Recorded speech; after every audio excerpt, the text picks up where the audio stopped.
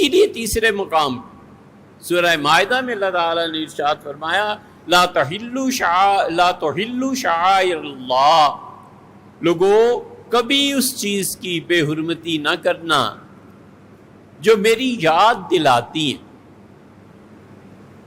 وَلَا تُحِلُّوا شَعَائِرَ اللَّهِ، جن چیزوں کو دیکھ کر لوگوں میری یاد تمہیں ستاتی ہے ان چیزوں کی بے احترامی کبھی بھی نہ کرنا.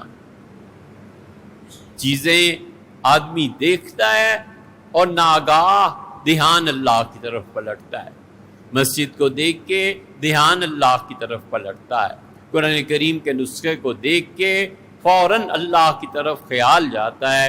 اسی طرح شاہ ولی اللہ رحمۃ اللہ علیہ نے چاروں چیزیں کی ہیں، نماز بھی اور کعبۃ اللہ بھی اور مسجد بھی، اور یہ ساری چیزیں جو اب گنی تو وہ کہتے ہیں کہ ان چیزوں کو دیکھو تو اللہ یاد آتا ہے. اللہ فرماتے ہیں لا تحلوا شعائر اللہ، اور لوگوں وہ چیزیں جو تمہیں اللہ کی یاد دلاتی ہیں اس کی بے احترامی کبھی نہ کرنا، اس کو عزت نہ دینا، مجھے عزت نہ دینا. ایک آدمی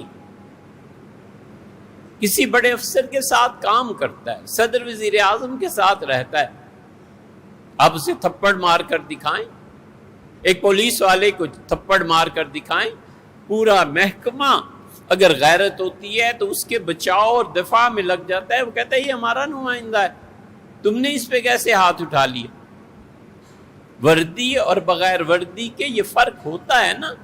اللہ کہتا ہے ہر وہ چیز جس کی وردی ہم نے دی ہے اس کو کبھی بھی بے عزتی کے درجے تک نہ لانا. لاؤ گے تو اس کو تم خود بھگتو گے، اس کے عوض میں جو سزا ملے گی. پھر اللہ نے پہلا اصول بیان کر کے سورہ مائدہ کی بالکل پہلی دوسری آیت میں پہلے بھی یہ بتا دیا کہ لا تحلوا شعائر اللہ، جو چیزیں اللہ کی یاد دلائیں لوگوں ان کو کبھی بھی اپنے کھیل تماشا مذاق ہنسی اس کی نظر نہ بنانا.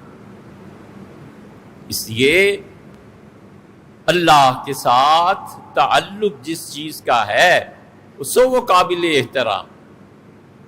پھر اللہ نے اس کے بعد 5 چیزوں کا ذکر اور کر دیا. گویا کہ سائل سوال کرتا ہے کہ اللہ کون کون سی چیزیں ہیں جو تیری یاد دلاتی ہیں؟